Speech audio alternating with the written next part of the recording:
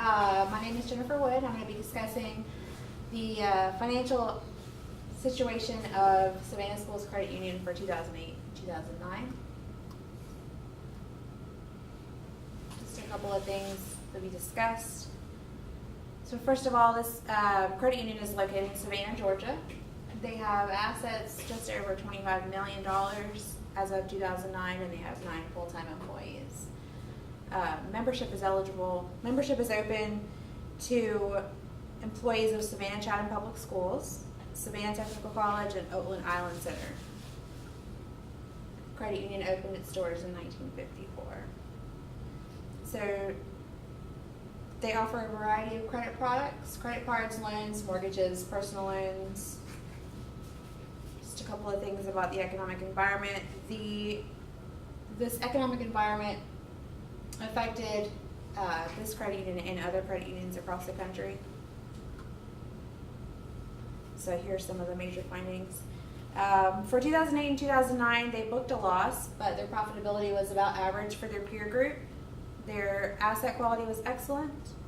The loans represented about half of their assets, and their loan portfolio was very good, better than most of its peers.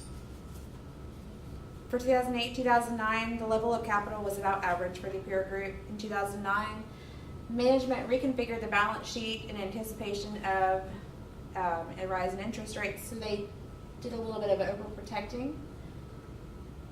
2008-2009, they booked a loss.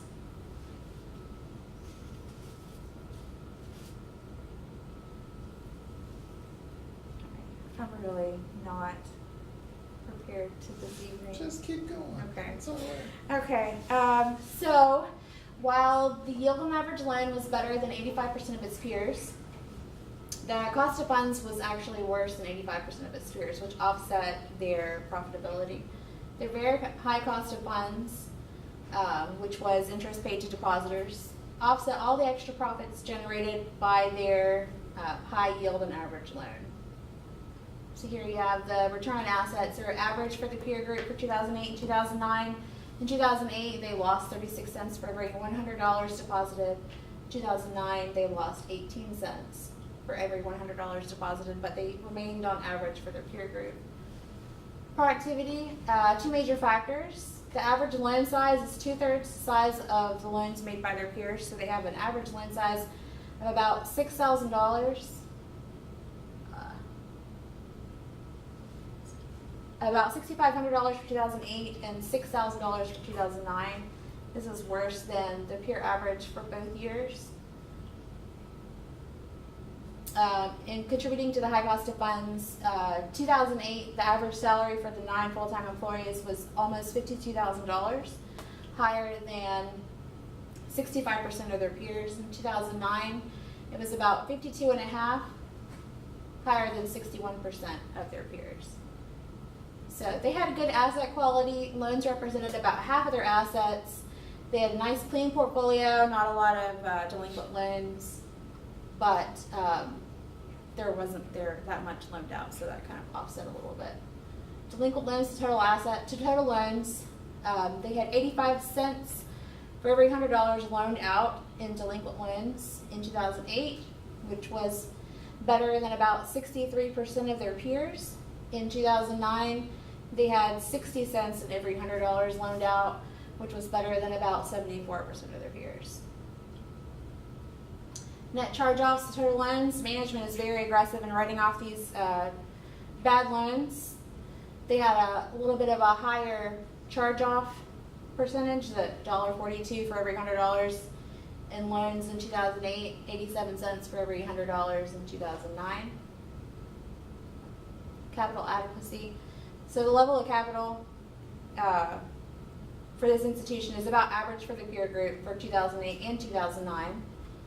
They're about 51 and 52%. Total delinquent loans to net worth. So they have really good total delinquent loan percentage. They're better than 69% of their peers in 2008 and better than 78% of their peers in 2009. So they reconfigured the balance sheet in 2009 in anticipation of an interest rate rise, which was seen by many as an overprotection. Their profits would have been much greater if they had not held so much of their deposits in rather than lending them out. So in 2008, their long-term assets, total assets, long-term assets meaning loans, was about average for their peer group, 51% in 2008, percentile, 46 percentile in 2009. Short-term investments in cash. This is where you see the assets that they're holding are not actually being lent out, so most of the assets that they're holding are cash and short-term investments. About 88%, so it's higher than 88% of their peers in 2008 and higher than 95% of their peers in 2009. So it looks like SSCU may have overprotected themselves a little bit more than the majority of their peers in anticipation of that rate rise. Core deposits to total shares and borrowings. They are worse than their peer group for 2008 and worse than their peer group for 2009 to 13%. They're in the bottom quartile for both years, almost actually bottom 10%. So total loans to total assets, they're worse than their peer group for 2008 and 2009. This is because 2008 was not too bad. It was still a little low. It was lower than 78% of their peers. In 2009, they kind of brought it in a little bit more, as did some of their peers. So it didn't really affect the percentile ranking all that much, but they're still worse than 79%. So in summary, they had an average profitability. They had excellent asset quality. However, part of that is due to the fact that they didn't lend out much of their assets. They lend out less than 50%. Good level of capital, but a little bit of overprotecting asset and liability management.